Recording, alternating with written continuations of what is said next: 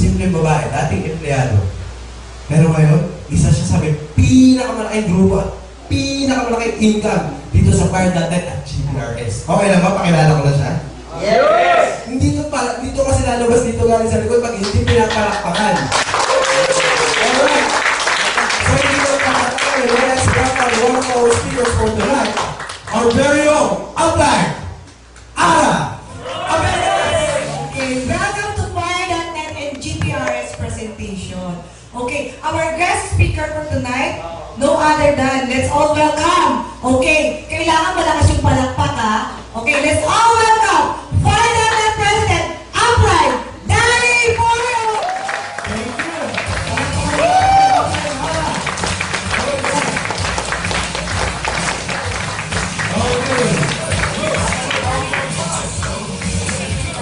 Tingnan ko pa sa'yo, ah.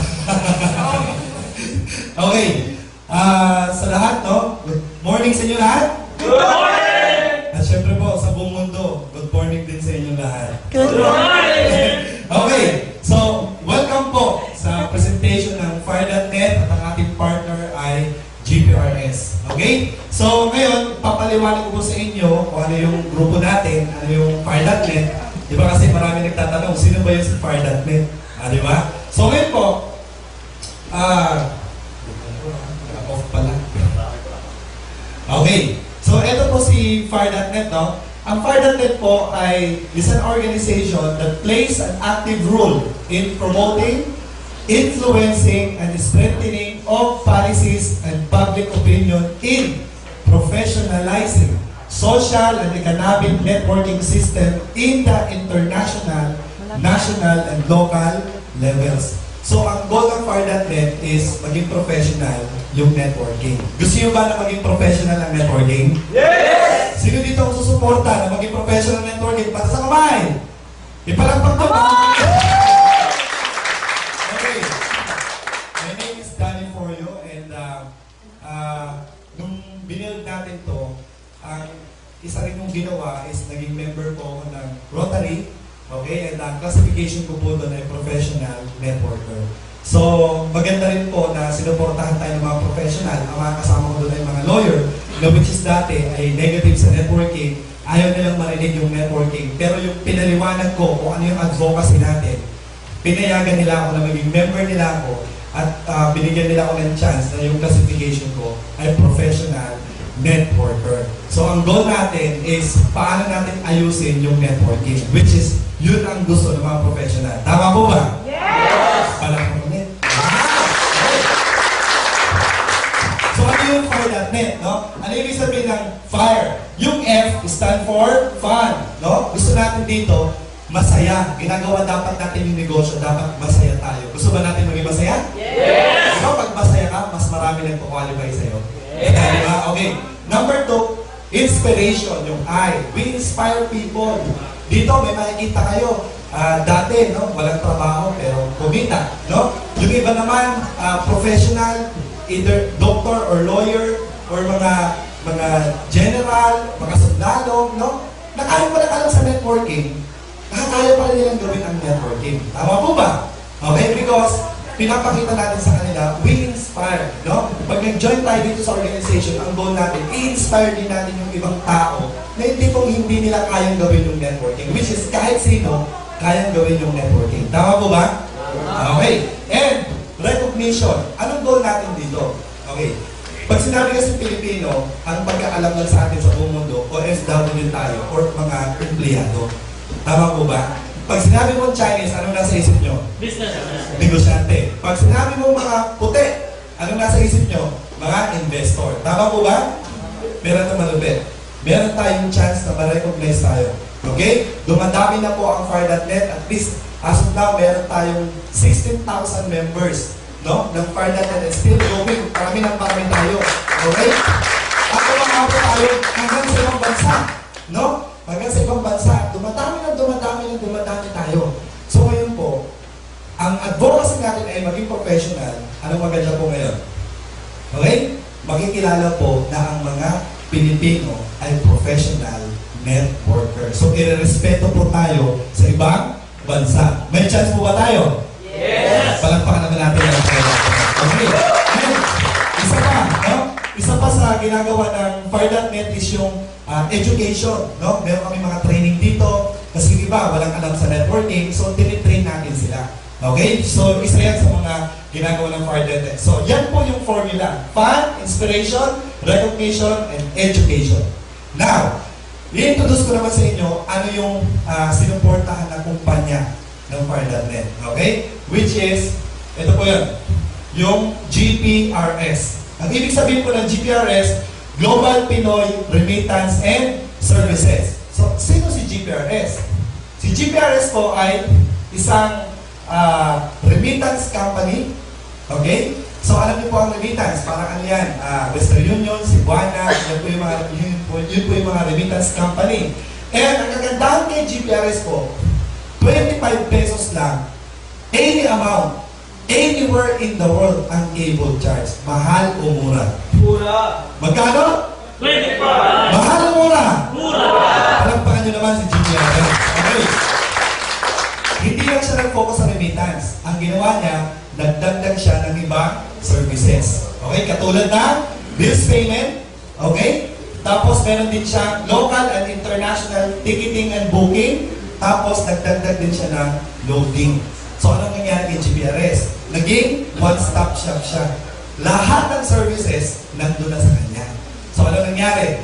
Okay? Ginag-credit siya ng mga malalaking kumpanya. At pagkatapos, yung ibang mga kilala natin remittance company, halos lahat ng remittance company, local and international, nakipag-tie up na kay GPRS. Kasi nakita nila na mayroong magandang system si GPRS. Lalo po tayo doon?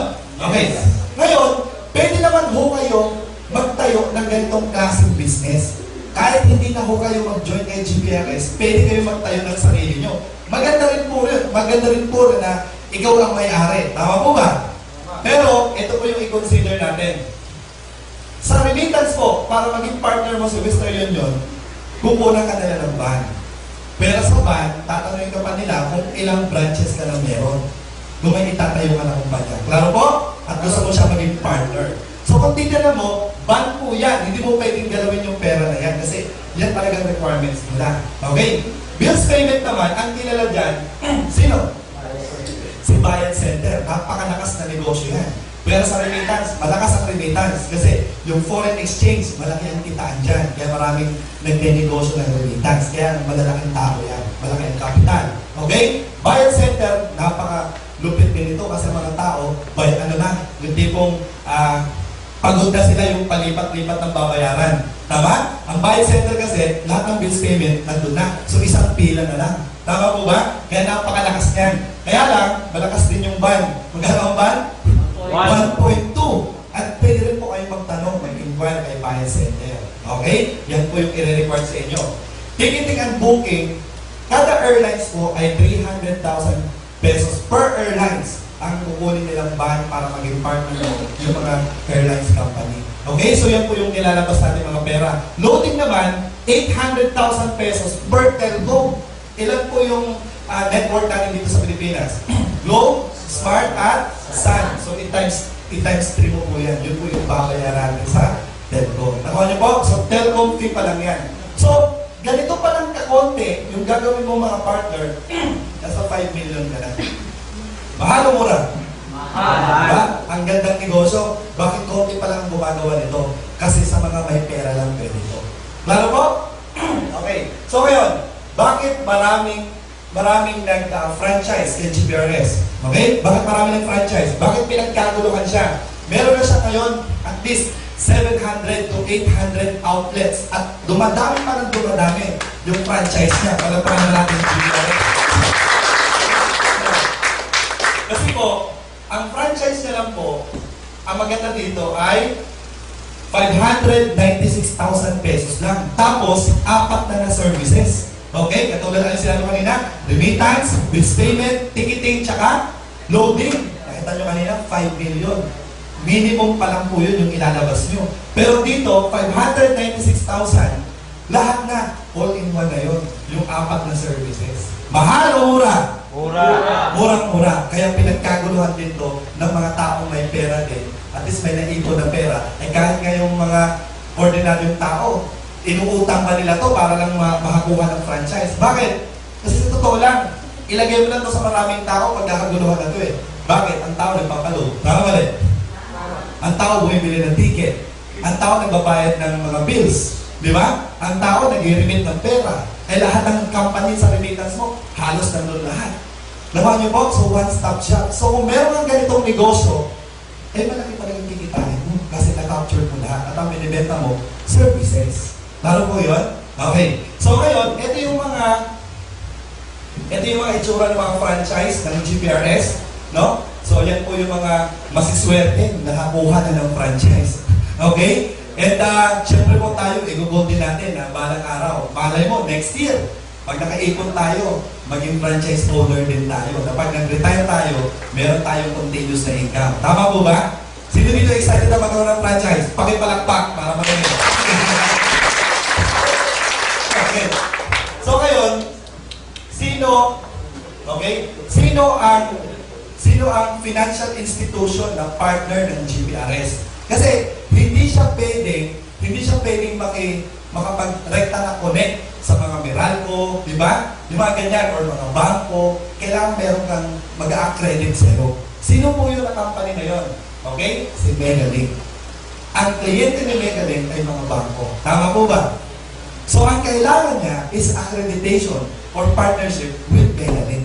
Tama po ba? At ang kagandahan niyan, nandito po si Manny Pascual, ito po yung may-ari ng GPRS, at ang kasama niya ay mga taga-Megalink, which is isa yan sa financial institution na talagang nagbaback up sa atin. Kaya nakakonect tayo sa lahat ng mga bills payment. At syempre po, hindi lang Megalink, pati BancNet po. Kasi magkaiba ang kliyente ng Megalink at BancNet. Tama? Pero si Manny Pascual, pinagsama niya lahat. Okay? Kasi pag pumasok si Manny Pascual sa GPRS, lahat ng kliyente ni na Megalink at BancNet, hindi na sila mag-aaway.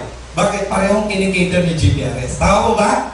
Kaya si Manny Pascual lang, si GPRS lang, ang nakapagpasama, okay? Sa BancNet at saka Megalink. Palagpakan naman natin. Okay? Yan po yung backup natin. Kaya maraming tao nag-invest dito kasi alam nila kung sino ang nasa likod ng GPRS din. Lalo po tayo doon. Siyempre po, may mga iba naghahanap ng legalities. Okay, siyempre, una, titingnan natin kung registered sila sa SEC. So, ito yung certificate natin sa SEC. So, SEC registered po tayo. Tapos po, siyempre po, tayo po nag-networking at remittance company. Para ka maging remittance company, kailangan accredited ka na at kailangan may license ka ng Bangko Sentral ng Pilipinas. Marami pong nag-claim na remittance sila.